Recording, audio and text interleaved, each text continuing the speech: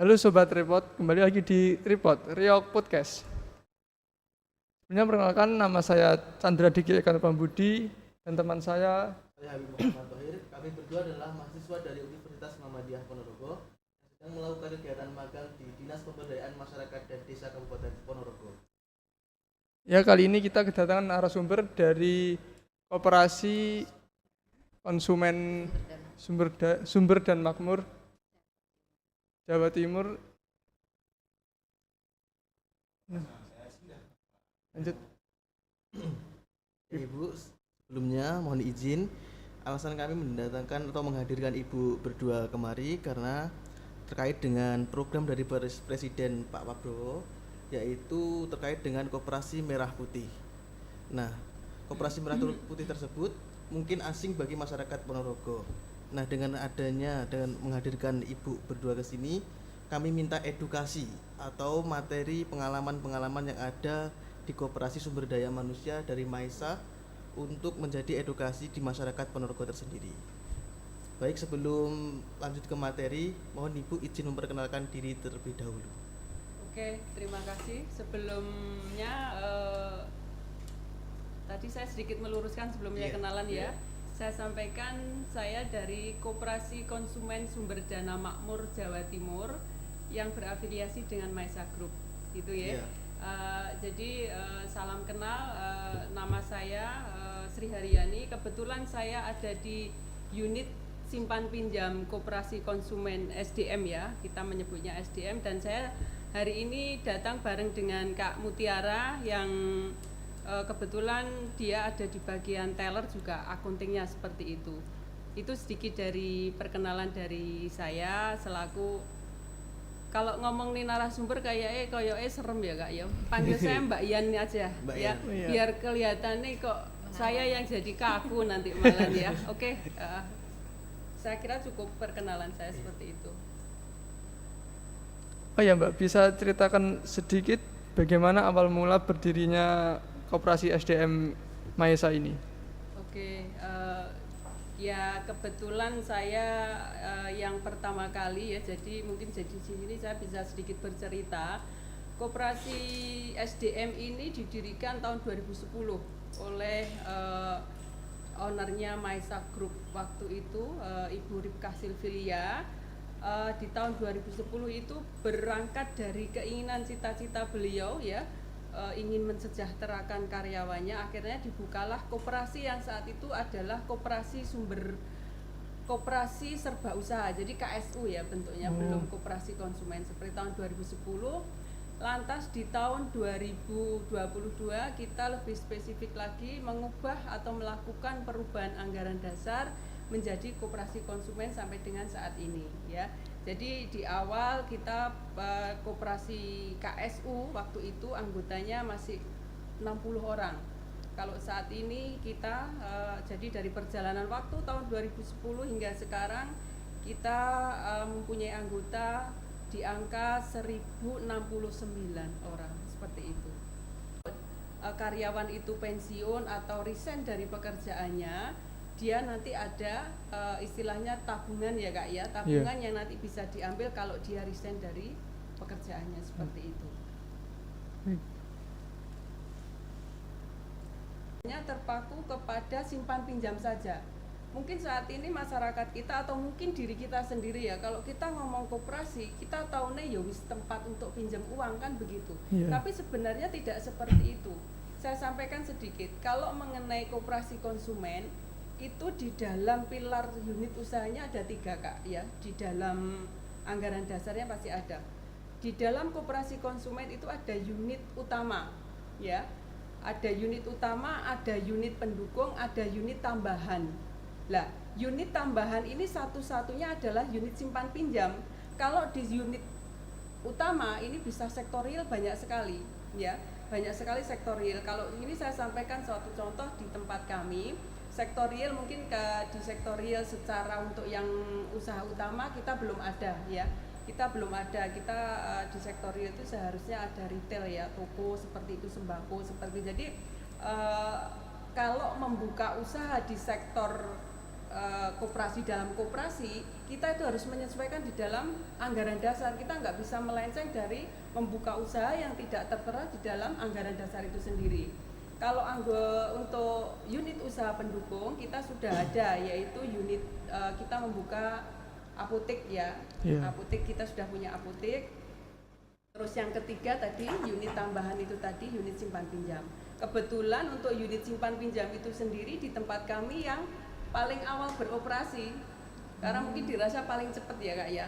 Dengan perputaran, kalau kita mau buka sektor real atau sektor pendukung yang lain untuk unit itu, kita kan memerlukan jumlah modal yang banyak seperti itu. Itu sih, jadi kenapa kita memilih konsumen, karena itu lebih luas cakupannya dalam kita membuka usaha di dalam koperasi itu sendiri gitu loh. Jadi kalau secara gambaran kecil, koperasi itu sebenarnya kayak holding gitu ya Kak ya. Dia mempunyai modal yang nanti bisa untuk buka perusahaan-perusahaan seperti itu sih, kurang lebih seperti itu. Nah Ibu, ini ada yang saya mau tanyakan. Apakah koperasi masih relevan untuk menunjang ekonomi atau sokong guru perekonomian di Indonesia saat ini?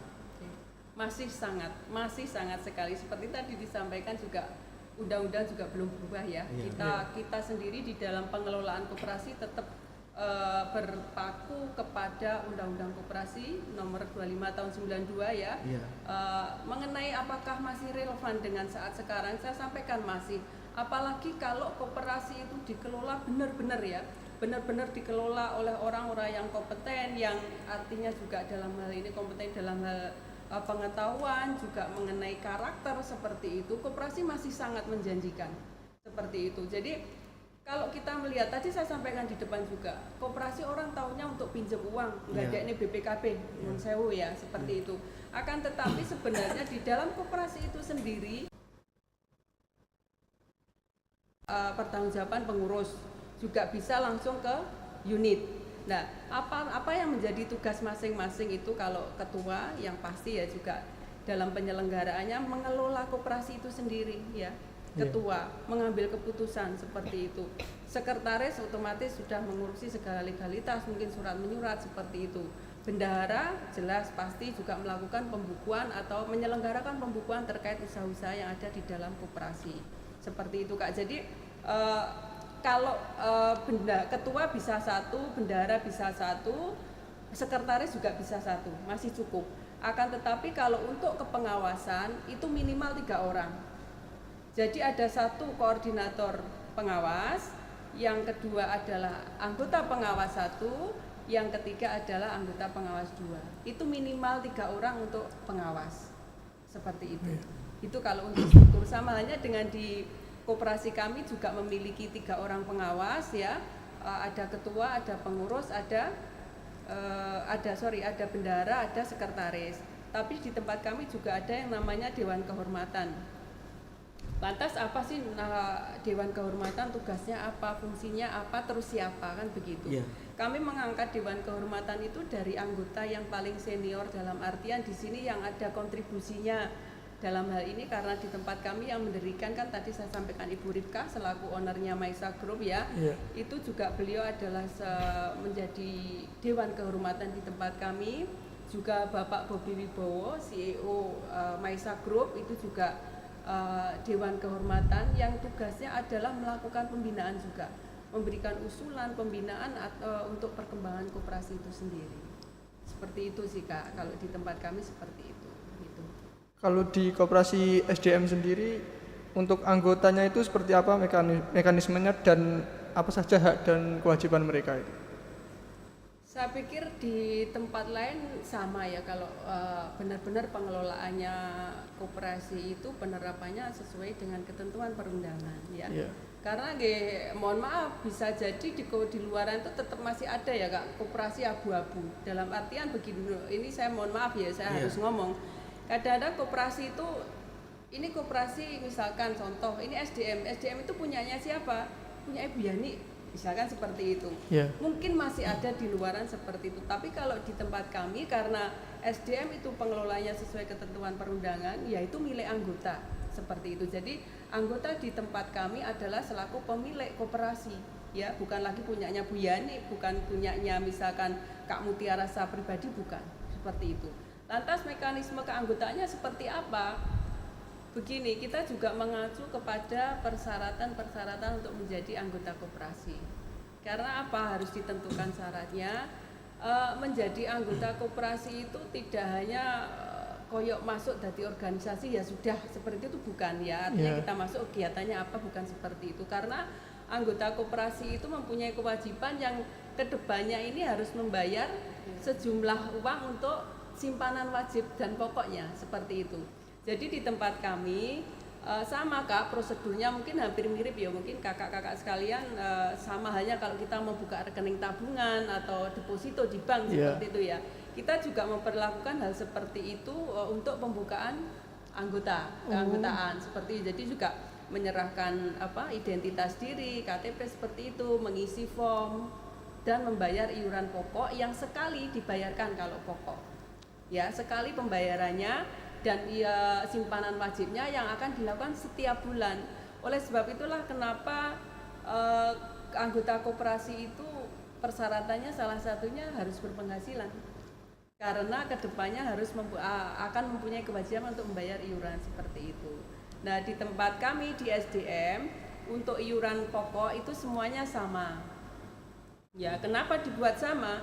Karena pada prinsipnya iuran pokok itu lebih ke untuk menghitung jumlah anggota Kak. Kalau jumlah keanggotaannya sama kan gampang.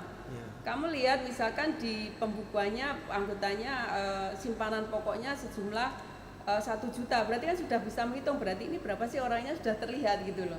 Lah kalau untuk simpanan wajib itu tidak harus atau tidak wajib sama. Jadi bisa saja di koperasi itu sendiri memberikan atau mengeluarkan produk untuk keanggotaan.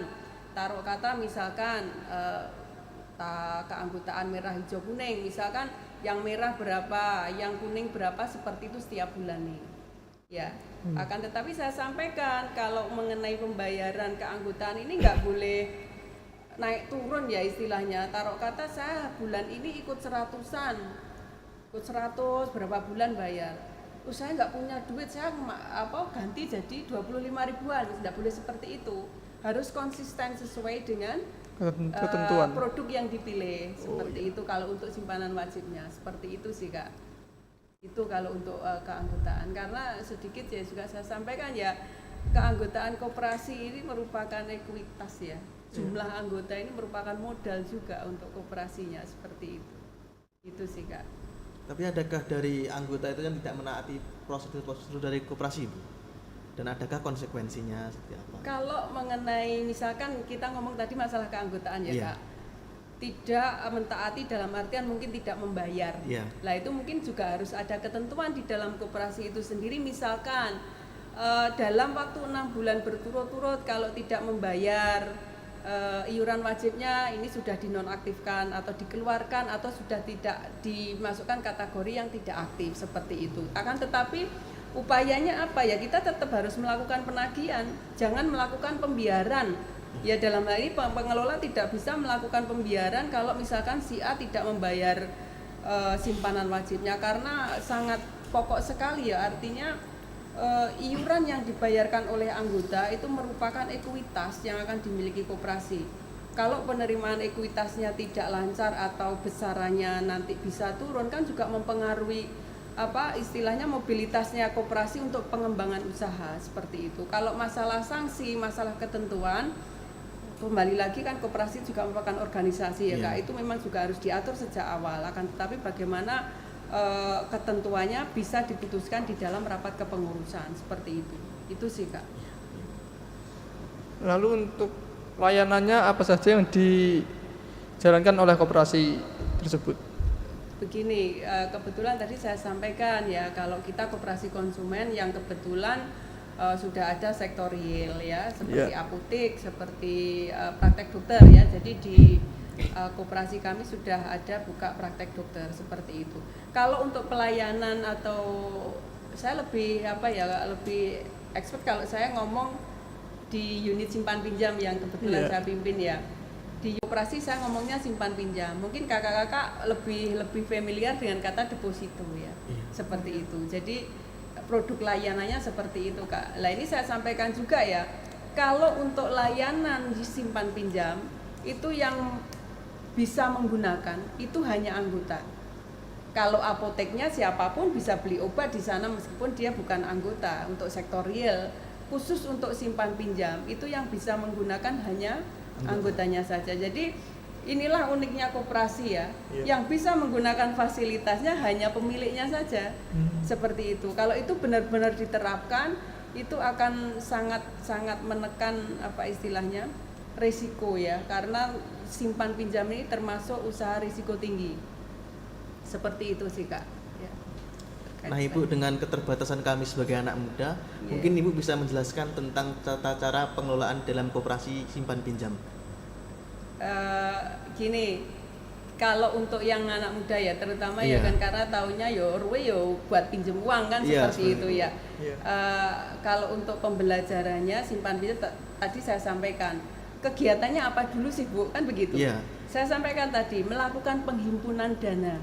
Nah, penghimpunan dana ini pun tidak bisa seluas bank ataupun BPR mungkin ya. Kita nggak bisa ambil tabungan siapapun, nggak bisa, harus dari anggota itu sendiri. Dan menyalurkannya kembali kita tetap harus melalui prinsip kehati-hatian juga. Ya kalau kita ngomong mau menyalurkan pinjaman kita mungkin sudah dipelajari ya, mungkin mengenai prinsip kehati-hatian pasti. Terus kita juga harus mengenal tahu dengan 5C itu ya, mengenai kredit. Kita harus memahami karakter, ya kan? Karakternya seperti apa, kapabilitasnya seperti apa, kapitalnya bagaimana, agunannya seperti apa, terus kondisinya seperti apa. Jadi memang agak sulit kalau di simpan pinjam. Mungkin kita akan lebih, ya semua usaha ada risikonya. Akan tetapi sejauh ini saya mengelola simpan pinjam, terutama mungkin yang agak berat juga kalau ada terjadi pinjaman macet. Kan begitu, iya kan. Oleh sebab itu kenapa di depan kita juga harus melakukan tadi misalkan dalam penyaluran pinjamannya ya, prinsip kehati-hatian dipakai, 5C-nya dipakai ya, dalam artian kita juga melihat agunan seperti apa, karakter orangnya itu tadi ya harus diperhatikan. Lah satu sisi kita juga harus melakukan, itu dilakukan kan survei ya Kak ya, survei kepada anggota, tetap itu dilakukan. Terus kita juga harus mentaati mengenai prinsip-prinsip mengenai pemberian jasa seperti itu. Jadi kurang lebihnya dipahami dulu kegiatannya seperti apa sih, penyalurannya seperti apa, penghimpunannya seperti apa, seperti itu. Jadi ya di tempat kami kebetulan ada beberapa produk tabungan seperti itu, juga ada menerima simpanan berjangka ya, kita ngomongnya simpanan berjangka seperti itu. Terus untuk berbeda dengan yang tadi saya sampaikan mengenai keanggotaan, jumlah keanggotaan atau dana simpanan yang disetorkan itu tadi, pengelolaan atau dana yang dikelola oleh unit simpan pinjam di koperasi konsumen, ya dana yang disimpan dari pihak ketiga itu. Koperasi simpan pinjam, unit simpan pinjam tidak ikut mengelola dana iuran yang diterima pengurus dari anggota. Pengelolaannya masing-masing. Jadi kita harus ada pilahnya. Jadi kalau terus yang mengelola simpanan wajib siapa Bu Yani, kan begitu.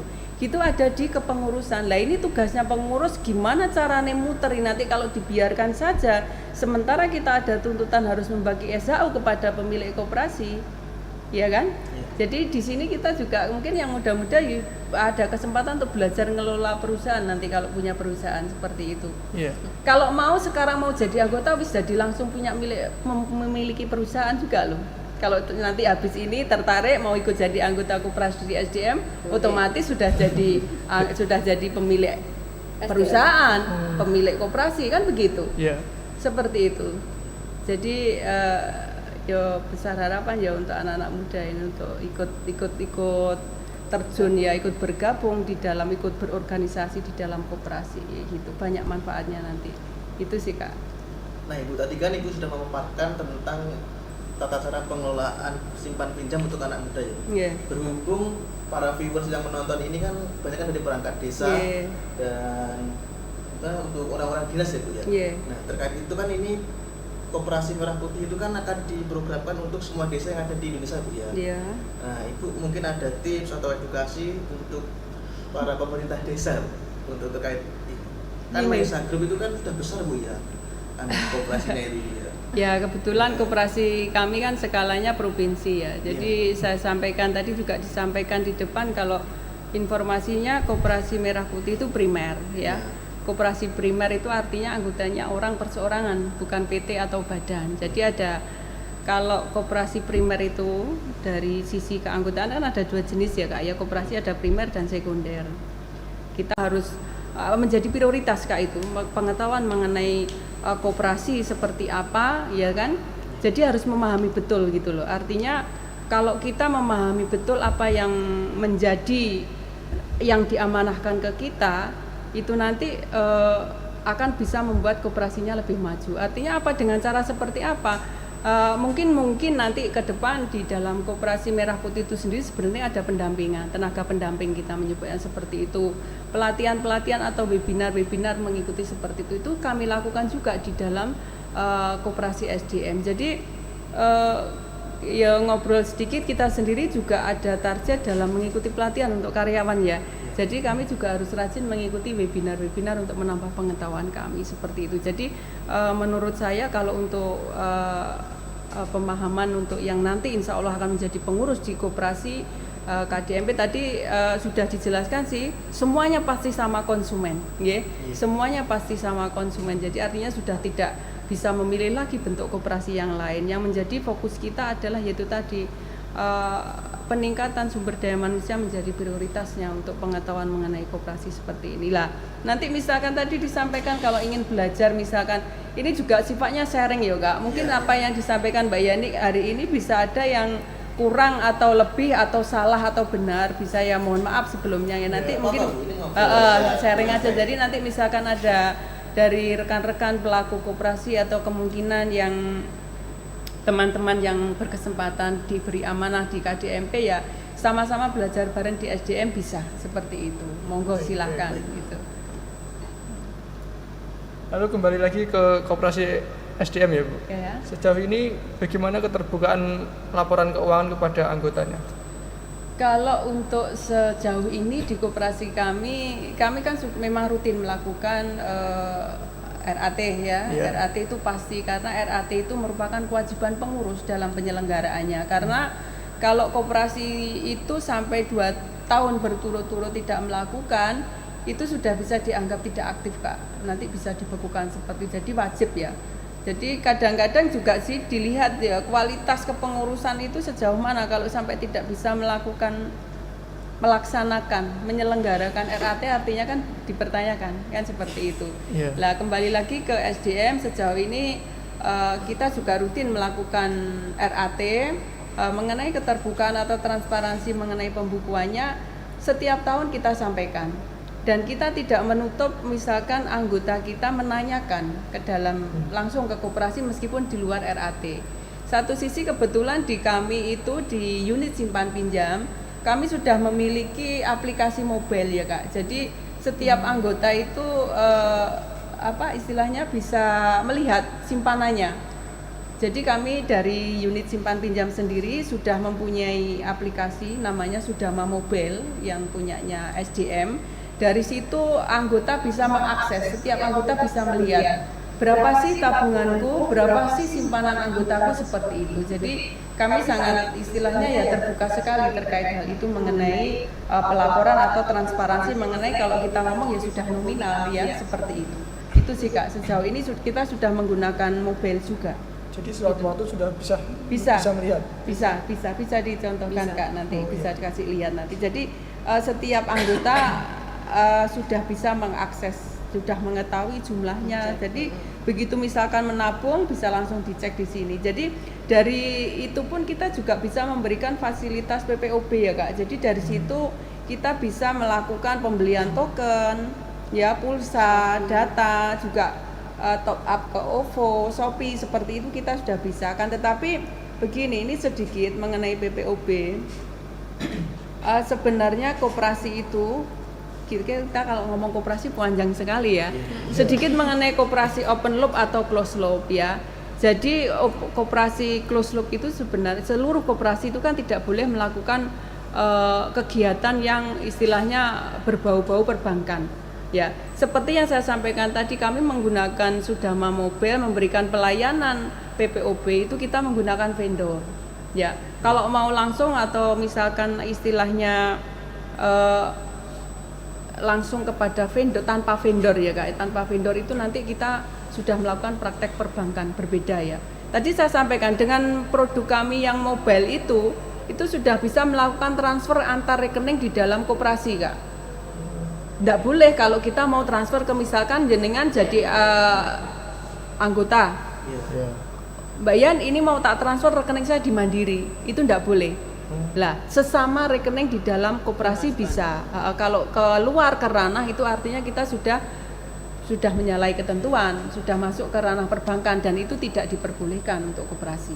Itu sih Kak, untuk transparansi seperti itu kita sampai sejauh ini ya, seperti itu.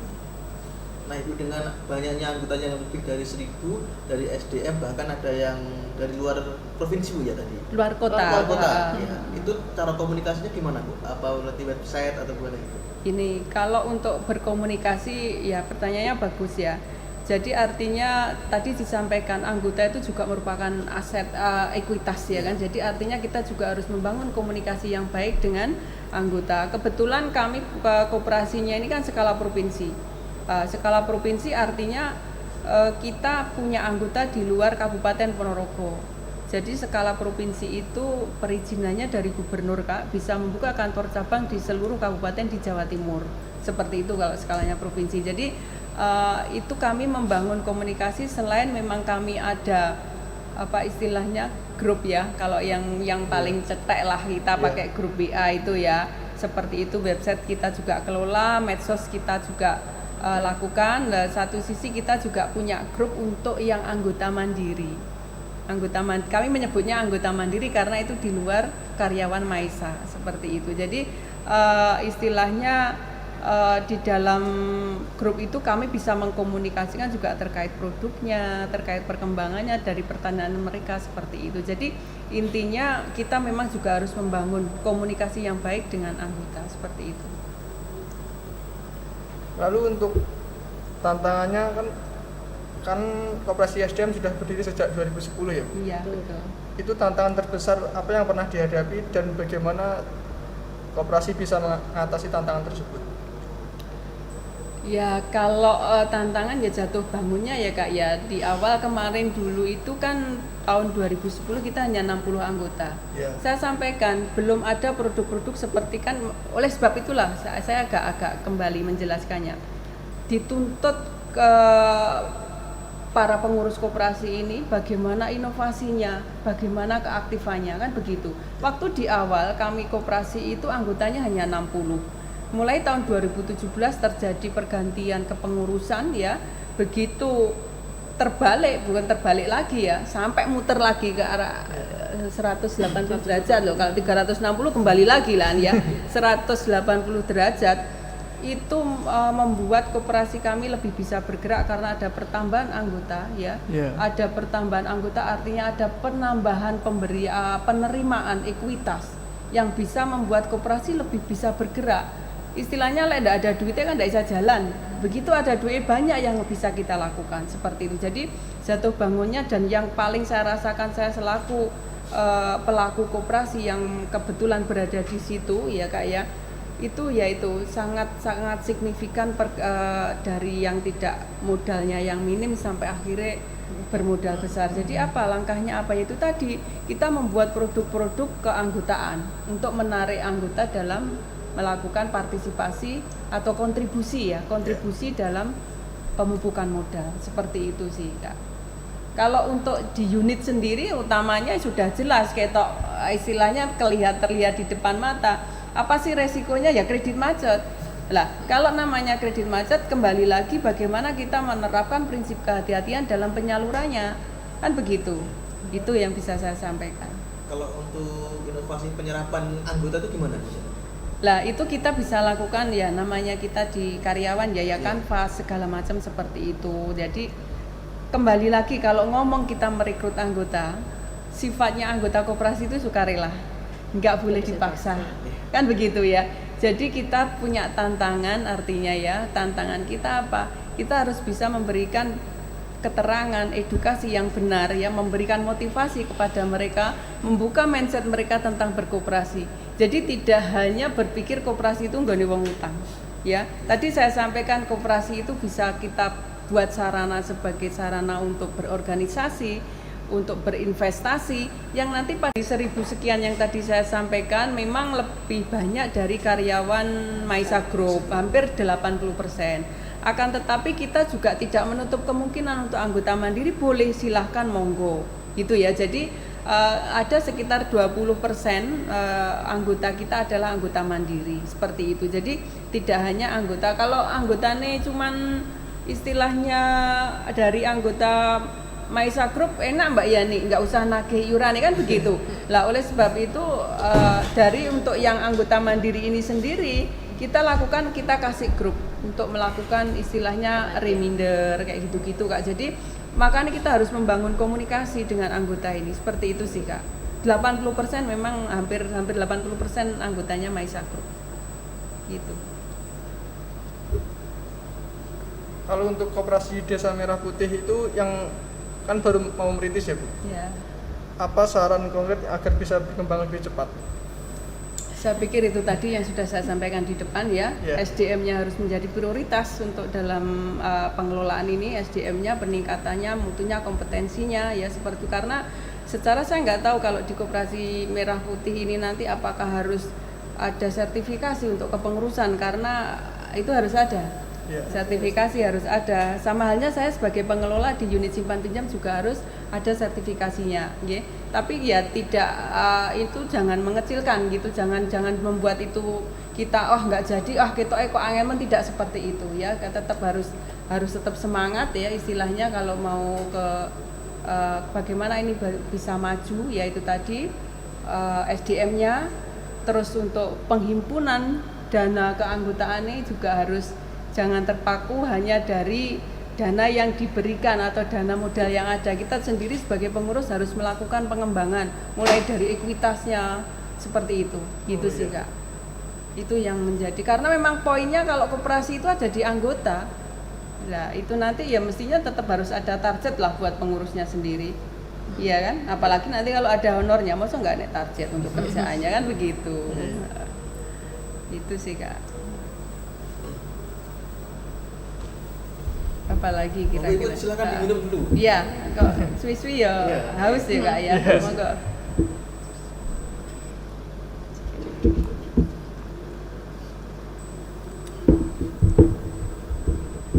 Oke. Oh ya Bu, kembali lagi ke Koperasi SDM Maisa. Untuk visi kedepannya itu bagaimana Bu? Ya, kita tetap di awal ya, kita membangun organisasi ini kan tujuannya untuk kesejahteraan karyawan ya. Satu sisi yang jelas kami itu menjadi fokus kami. Selain daripada itu, untuk saat ini koperasi kita kan skalanya provinsi ya. Sementara tidak menutup kemungkinan karena perusahaan-perusahaan Maisa ini ada yang di luar Provinsi Jawa Timur. Bisa jadi akan nantinya juga untuk peningkatan skala mungkin bisa juga dilakukan seperti itu. Kalau mulai prinsip kami menjadi organisasi yang pengelolaan istilahnya memberi manfaat kepada anggotanya secara berkesinambungan kan seperti itu. Itu sih Kak.